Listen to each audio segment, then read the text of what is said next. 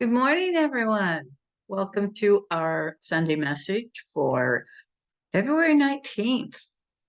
This coming Wednesday is the beginning of Lent for the Christian churches, and Lent is a season of 40 days, not counting Sundays, which begins on Ash Wednesday, which is this coming Wednesday, and ends on Holy Saturday. The 40 days represents the time Jesus spent in the wilderness preparing to actually begin his ministry.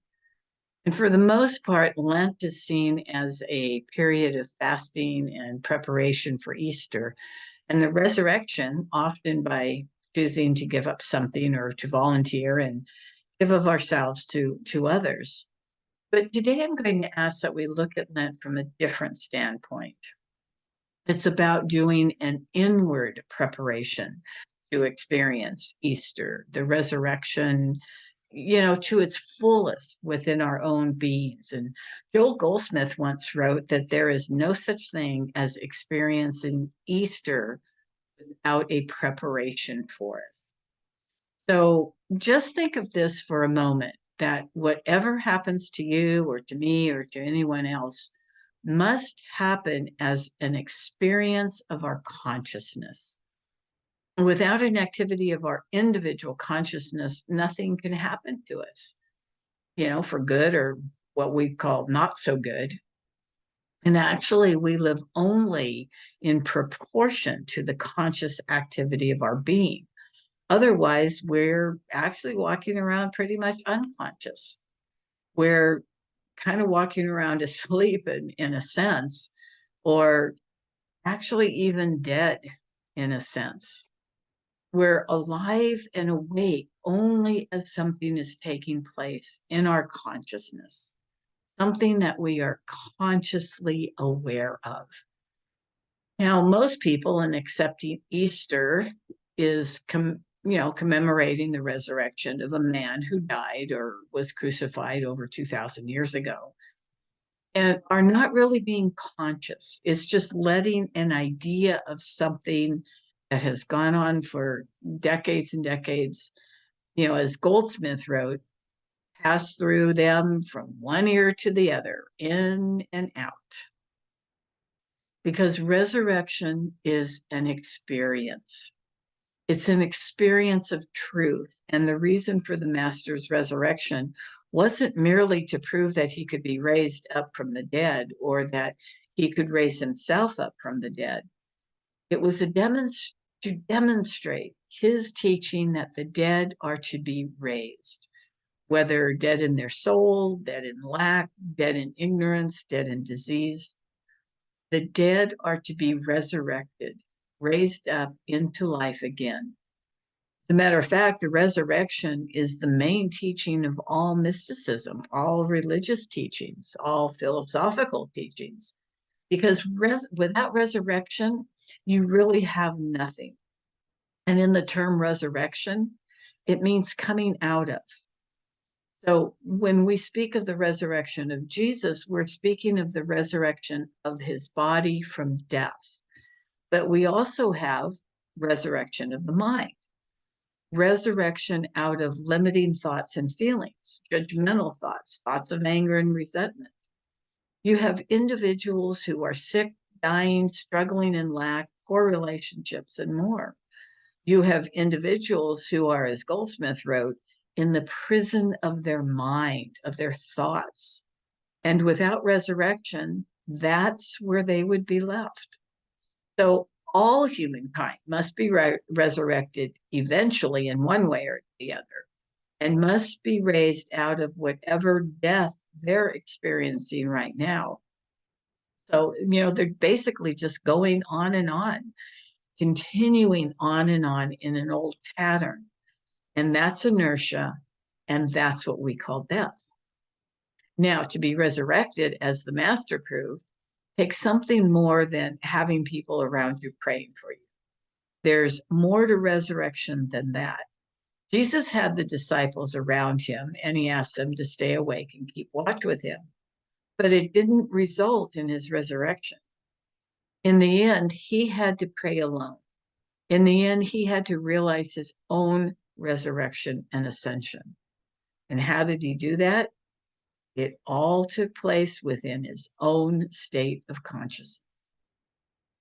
It's true, that part of our resurrection comes because of his experience and the experience of his disciples. Part of our resurrection comes because we have found spiritual teachers to help us on the way. But these are just temporary helps. Our own personal resurrection only comes through an activity of our own consciousness. Something must take place within us, which ultimately leads to the Easter of our own life. That is the actual experience of resurrection out of something in our life, some way of living in our life, whatever's happening in our life. What the master did during the years of his own learning and what he did during his 3 years of ministry, all of this together added up to whatever took place in his consciousness in Gethsemane and on that final walk to Golgotha.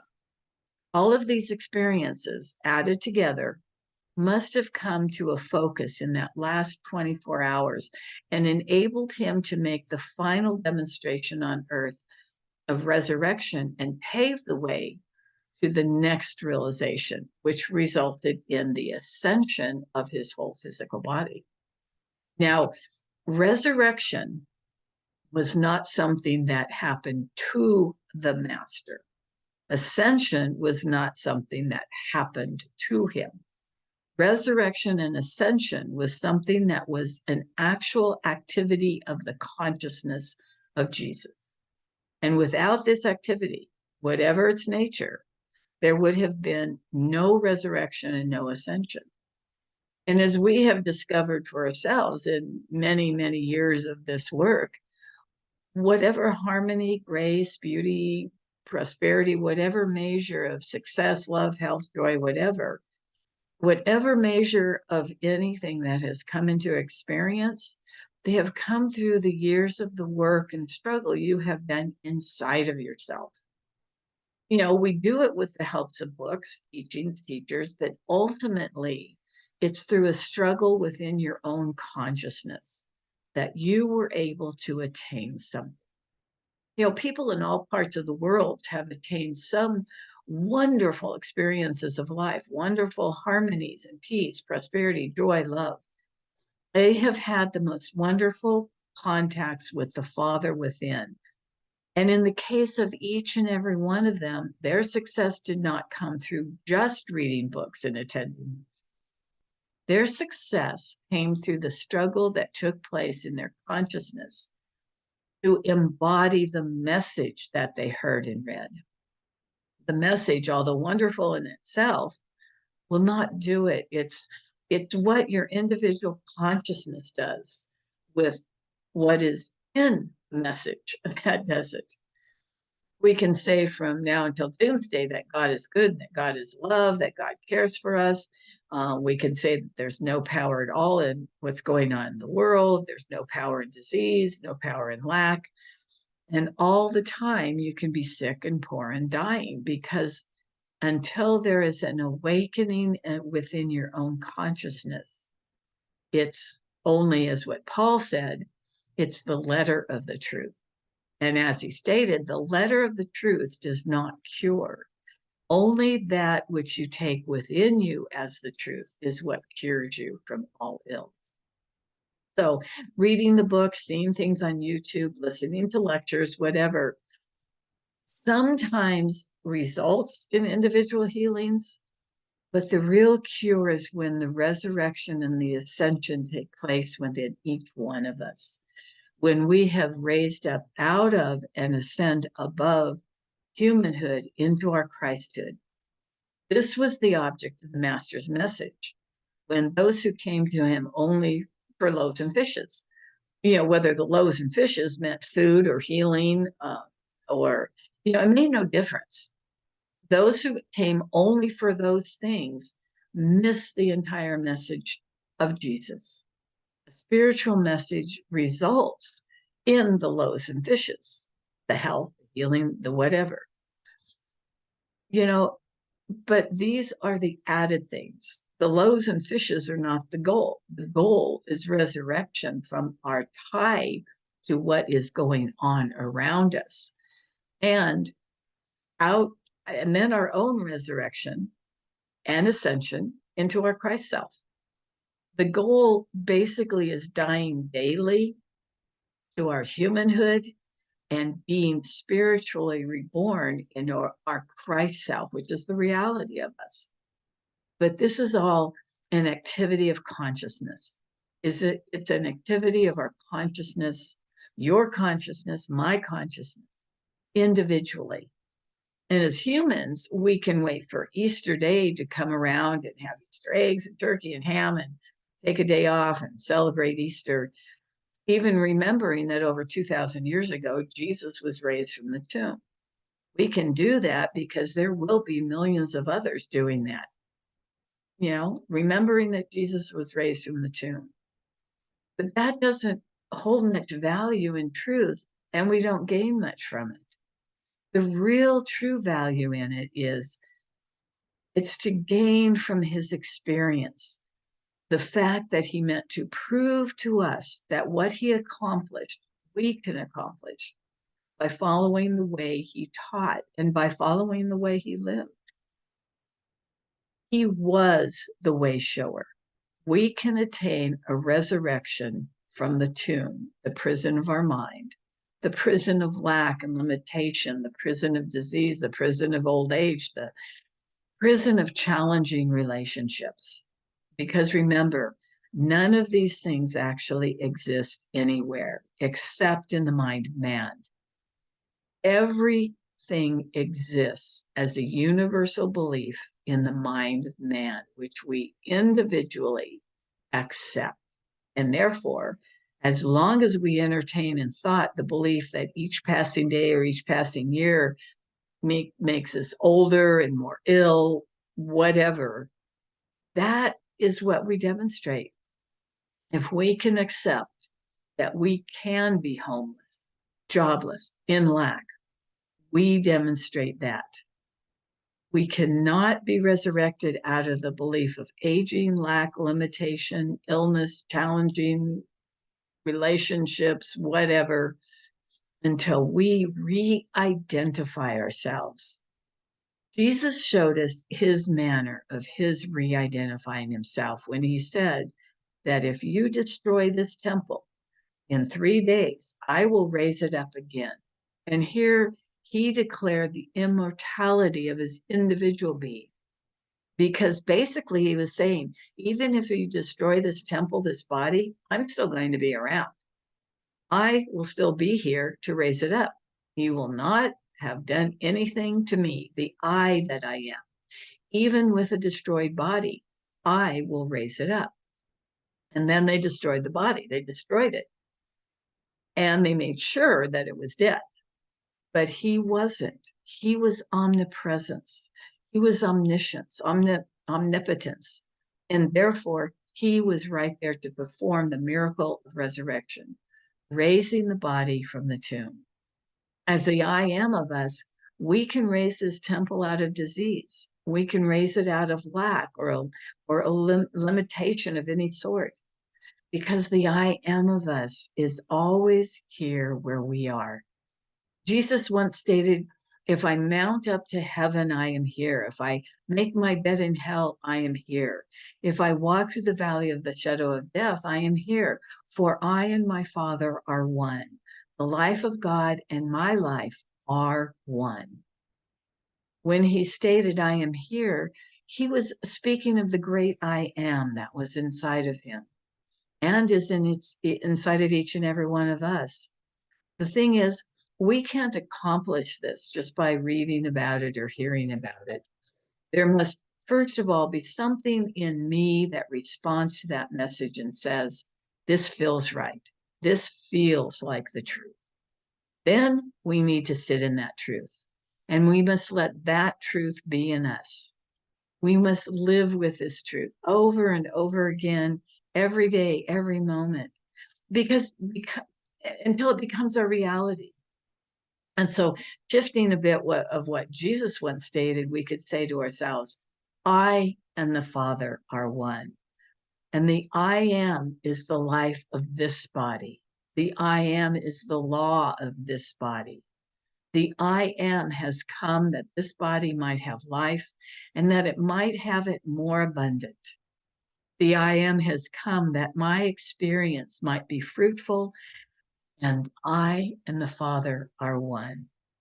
But to truly have that resurrection, we must live that with that truth moment by moment, every day. We must let that truth settle into our consciousness. We must sit and be in that knowingness. Now, not just for a few minutes here and there, but constantly throughout our day. Joel Goldsmith once wrote, our consciousness must be alive with the truth of what Jesus stated, that I and my Father are one, and all that the Father has is mine. I have a hidden manna, which is life eternal. I am the bread of life. I embody the bread of life. But this must be an activity of consciousness. There is no one telling us how to think, when to think, or what to think about. If we wish to exercise this privilege, we can be called individuals. But to be an individual means actually to understand that you can be only one. By an activity of your own consciousness, determining for yourself the nature of the thoughts that you want to think. Each person has the same infinite consciousness and can evaluate what goes into that thought. The main thing is that we determine at some time or another that we will be resurrected from the life we're now living, and that we will ascend. And without this conviction and determination, the years are just going to pass, and we will continue to be acted upon like leaves in the wind blowing here and there. We can choose at any time this process. It's by the grace of God that something within you responds, and you can say, I can begin, or I'm going to begin, or this is my path. Each one of us at the correct moment feels the time when the Spirit of God touches them and awakens them to the possibilities of the spiritual life. And even then, it's given to us to begin gently. So every human has urges to do things and think things that they don't want to do and think or don't want to think, and which they know that are not good for them. And yet they cannot control that instinct or that thought or that deed. And that's because we have lived for centuries, living out what we see around us. But it's not necessary to be victims of ignorance, superstition, fear. There is a secret that was known to the ancients, and it was taught by the master, and that is that you can be a law unto yourself by living and moving and having your being in God consciousness instead of man consciousness, by living, dwelling in the secret place of the Most High instead of dwelling in the thoughts in and of the world.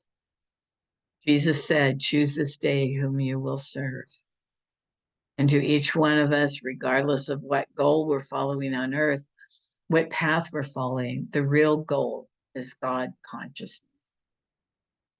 Please remember that the secret of life is consciousness, your consciousness. Your consciousness in its oneness with God, it's infinite and supreme. Not your consciousness in union with other men or women, your consciousness with its oneness with God. Easter is to be an experience of resurrection. And we prepare for this each moment of our lives.